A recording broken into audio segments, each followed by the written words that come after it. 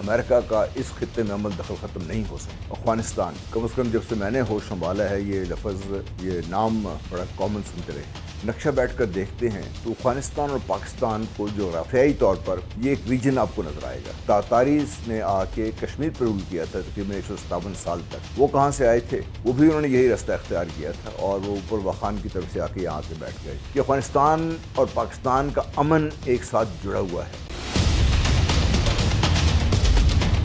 بسم اللہ الرحمن الرحیم۔ افغانستان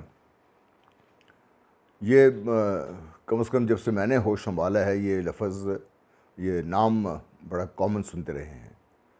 بہت سی وجوہات تھیں اور آج جس موضوع پر ہم بات کر رہے ہیں پھر افغانستان کو ہی انوالو کرتا ہے، کیونکہ میں بارہا اس چیز کا اظہار بھی کر چکا ہوں۔ میں پھر یہ بات دہرانا چاہتا ہوں، جب آپ نقشہ بیٹھ کر دیکھتے ہیں تو افغانستان اور پاکستان کو جغرافیائی طور پر یہ ایک ریجن آپ کو نظر آئے گا، کیونکہ قدرتی طور پر افغانستان سے جب بھی آپ نے نیچے آنا ہے سمندر کی طرف جانا ہے پاکستان کے تھرو، اور اگر پاکستان نے افغانستان جانا ہے سڈن ایشین ریپبلکس تو بھی یہی راستہ بنتا ہے پاکستان کے لیے۔ اور پھر بہت کم لوگ اس چیز کو سمجھتے ہیں کہ ایٹ ون ٹائم تاتاریز نے آ کے کشمیر پر رول کیا تھا تقریباً 157 سال تک۔ وہ کہاں سے آئے تھے؟ وہ بھی انہوں نے یہی راستہ اختیار کیا تھا اور وہ اوپر واخان کی طرف سے آ کے یہاں کے بیٹھ گئے تھے، کشمیر میں بیٹھ گئے تھے آ کے۔ آج جو پاکستان اس راستے سے نہیں آئے تھے۔ پھر یہ بھی ایک حقیقت ہے کہ جو بھی مسلمانوں کی بر صغیر پر یلغار رہی ہے، جب بھی محمود غزنوی ہو، غوری ہو، جن کی آپ بات کر لیتے ہیں، تو وہ ہمیشہ سے اسی ریجن سے آئے ہیں، اسی راستے سے گزر کے پاکستان جو آج کا پاکستان ہے وہ ہندوستان گئے ہیں۔ تو یہ ایک جغرافیائی طور پر ایک ریجن ہے۔ اس کی وجہ، اس کا مطلب کیا ہے کم از کم میری نظر میں، کہ افغانستان اور پاکستان کا امن ایک ساتھ جڑا ہوا ہے، اور افغانستان میں اگر بدامنی ہے تو پاکستان کے لیے مسائل ہیں، یہ بھی کوئی ڈھکی چھپی بات نہیں رہی۔ جو چیز عام طور پر ہم بھول جاتے ہیں کہ پاکستان بننے سے لے کر جب تک حالات سازگار نہیں ہوئے، افغانستان ہمیشہ سے ہی پاکستان کے خلاف ہوسٹائل رہا ہے۔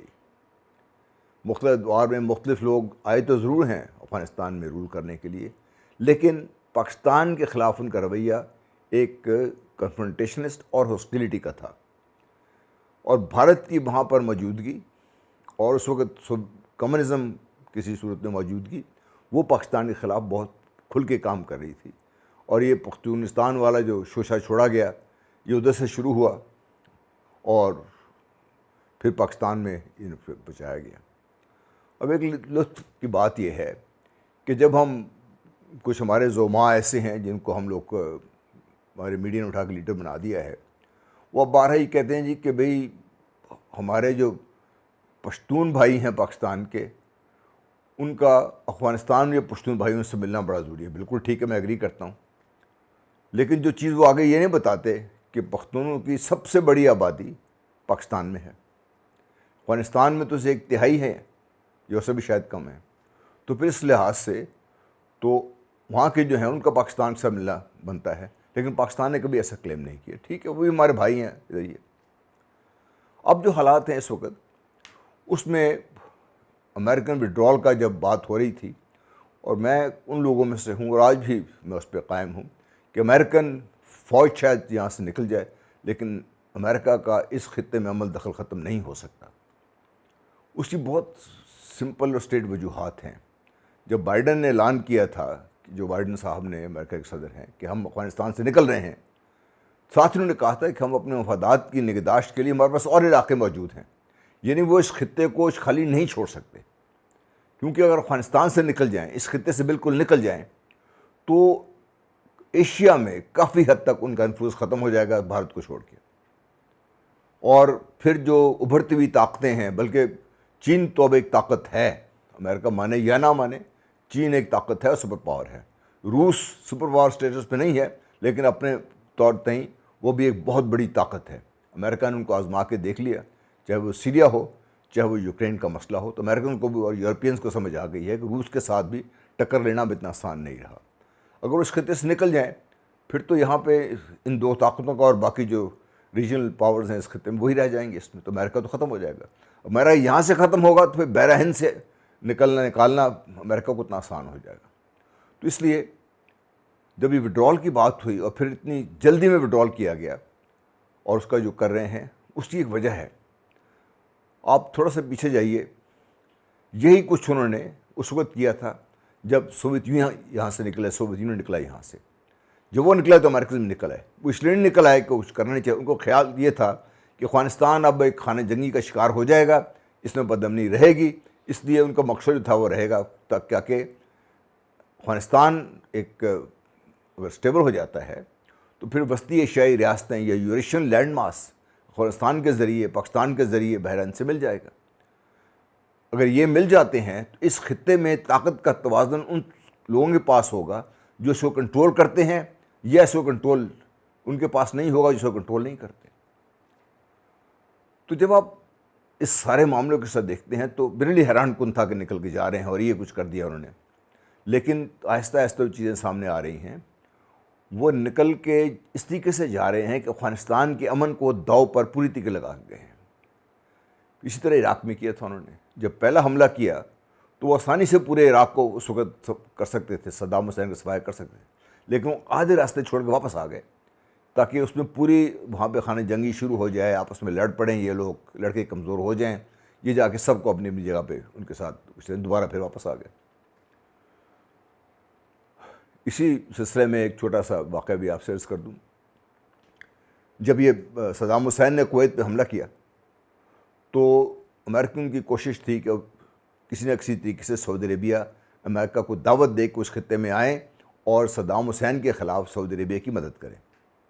سعودی عربیہ اس پہ تیار نہیں تھا.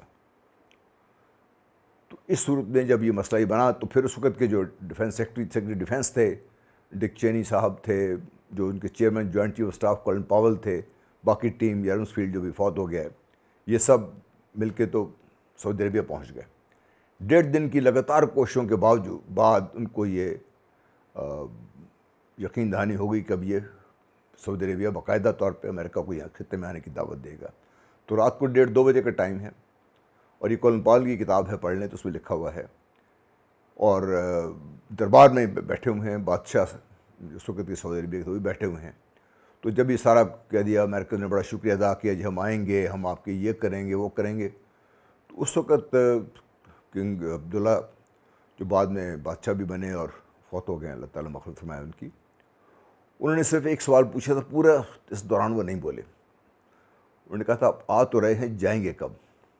وہ اس بات کو سمجھتے تھے کہ اس خطے میں کیوں آ رہے ہیں اور خطے سے نکلیں گے نہیں. وہ الگ بات ہے کہ ان کو ولی عہد کے رتبے سے ہٹانے کے لیے امریکہ نے بڑی کوششیں کی اور پھر کنگ عبداللہ کو بھی اپنا سٹانس بدلنا پڑا. بہرحال تو یہ جو میں بات آپ سے کر رہا ہوں کہ یہ امریکن فوج کسی صورت میں نکل جائے گی, لیکن امریکن انفلوئنس اس خطے میں رہے گا اور افغانستان کو کبھی اسٹیبل نہیں ہونے دیں گے.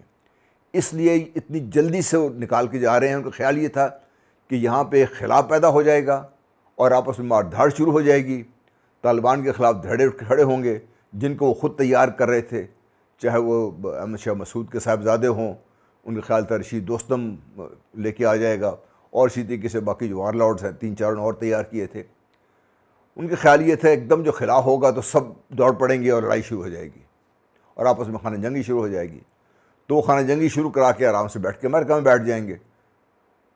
اب اس خلا کو ان کا خیال یہ تھا کہ پر نہیں ہوگا, لیکن طالبان میرا خیال ہے امریکہ کی سوچ و سمجھ سے زیادہ سمجھدار بھی نکلے, اور انہوں نے اس دفعہ بہت زیادہ سمجھداری کا ثبوت دیا ہے. اور ہو سکتا ہے میں غلط ہوں, لیکن میرا اپنا انالیسس ہے, اس سے آپ ایگری نہ کریں, آپ کی مرضی, کہ انہوں نے پہلے تو دعوت دی, سب کو کہا کہ ہم انٹر افغان ڈائلاگ میں پہنچ گئے, پاکستان کا بہت بڑا رول ہے اس میں, جو ہمیں بات ہو رہی ہے چلتی رہی بات اس میں. پھر انہوں نے کہا یہ مونوپلی آف پاور نہیں ہو سکتی, افغانستان میں سروائیو نہیں کر سکتی, ہم نے کر کے دیکھ لیا, نقصان اٹھایا. یہ انہوں نے بڑا سبق حاصل کیا انہوں نے. پھر انہوں نے آ کے عام معافی کا اعلان کر دیا کہ جو افغان فورسز میں سے آئے گا, ہتھیار پھینک دے گا, اپنے گناہوں کے توبہ کر لے گا, ہمارے ساتھ ہمارا بھائی ہے. وہ بھی ایک رزلٹ دیکھ رہے ہیں آپ کو. تو اخوان فورسز جن کو نام نہاد قسم کی فورسز تیار کی ہوئی تھی وہ آہستہ آہستہ میلٹ کرتی جا رہی ہیں, اور جو میلٹ کرتی جا رہی ہیں جہاں جہاں کمزوری ہے طالبان وہاں وہاں پہنچتے جا رہے ہیں. طالبان نے جو عام طور پہ رورل ایریاز ہیں کافی سے زیادہ پر ان کا انفلوئنس ہے, کچھ پہ قبضہ کر لیا ہوا انہوں نے. جو مین شہر ہیں ان کے, وہ ان کے ارد گرد آہستہ آہستہ اپنے آپ کو کنسولیڈیٹ کر رہے ہیں. نارتھ کو اس دفعہ انہوں نے پہلے ترجیح دی ہے, کیونکہ پہلے ان کو مسئلہ اسی وقت بنا تھا جب کابل تو فتح کر لیا تھا انہوں نے, لیکن نارتھ سے پھر دوستم اور باقی لوگوں نے مل کے بہت ان کی مزاحمت بھی کی. اور پھر عبدالرشید دوستم کا تو ظلم کی داستان زبان زد عام ہے. تو اس لیے امریکن نے جو کوشش کی ہے کہ افغان جنگی پیدا ہو, ہمارے کچھ دوست جو اس چیز کو پوری طرح سمجھ نہیں رہے وہ بھی یہی بار بار یہ بات کر رہے ہیں کہ طالبان آئیں گے تو خون خرابہ ہو جائے گا. جو چیز لوگ سمجھ نہیں رہے کہ یہ وہ طالبان نہیں ہیں, یہ طالبان بہت مختلف ہیں. یہ آج کے طالبان ہیں جو میڈیا کو سمجھتے ہیں, جو انٹرنیشنل ڈپلومیسی کو سمجھتے ہیں, جو ہم سے بہت زیادہ, ہم بہت سارے لوگوں سے بہت زیادہ وہ انٹرنیشنل لیول پر جو اسٹریٹجک سسٹم کہہ لیجیے, اکنامکس کی بات کر لیجیے, وہ سمجھتے ہیں اس چیز کو. یہ ان کو پتہ ہے کہ اب سول طالبان کا کنٹرول بزور شمشیر کوئی قبول نہیں کرے گا, اور وہ اس کو چاہتے بھی نہیں ہیں, میرا اپنا خیال ہے یہ. اور دوسرا یہ کہ اب ان کے خلاف جو مزاحمت ہونی ہے وہ ہوگی تو کہیں نہ کہیں تو ہوگی, لیکن کہیں نہ کہیں خون خرابہ بھی ہوگا. لیکن جس پیمانے پر خانہ جنگی کا لوگوں کو خدشہ ہے, میرا نہیں خیال ایسی ہوگی. اور میرا یہ بھی نہیں خیال کہ جو خواہش ہے کہ امریکہ کی, لیکن ہیونگ سیڈ دیٹ میں پھر آپ کی طرف توجہ سے دلانا چاہتا ہوں کہ افغانستان کو آن دا وائل رکھنا ہے, یہ بیلٹ آف انسٹیبلٹی رکھنی ہے انہوں نے. اس لیے کہ اگر یہ سیٹل ہو گیا تو یہ جو connectivity, regional connectivity, international connectivity میں تبدیل ہوتی جا رہی ہے, اور چائنا جو آلریڈی ایک سپر پاور کی حیثیت اختیار کر گیا ہے, اور روس جو بہت بڑا بن کے آ گیا ہے یہاں پہ خطے میں, ان کا جو اس خطے میں پھر عمل دخل اتنا سٹرانگ ہو جائے گا کہ امریکہ کو اس کے علاوہ اور جگہوں پر بھی بہت نقصان اٹھانا پڑے گا. اور آخری بات یہ ہے کہ یہ تو قانون قدرت ہے کہ ٹو ایوری رائز دیر از اے فال. میرا خیال ہے Americans have seen the best of their times. They are on the decline, power on the decline. اور ان کا ڈکلائن میرا خیال ہے ان کی جو رائز تھی جتنی اسپیکٹیکولر تھی, جتنی ان کی پاور جتنی بڑی تھی, ان کا فال بھی شاید اتنا ہی اسپیکٹیکولر ہوگا. اور وہ ان کے اندر جو مسائل ہیں وہ سامنے ہیں اب سب کے. چین نے ان کی جو مین اسٹرینتھ تھی امریکہ کی, ان کی جو اکنامک اسٹرینتھ تھی, اس کو چیلنج کیا, اور ایسے چیلنج کیا کہ پہلے وہ ان کے سسٹم میں گھس گئے, ان کی اکنامک سسٹم میں وہ گھس گئے. اس وقت سب سے بڑا قرض دار امریکہ تو چین کا ہے. کیا ہونے جا رہا ہے آگے یہ تو اللہ جانتا ہے. بہرحال یہ ہماری تجزیت ہے, آپ کے سامنے پیش کر دیا.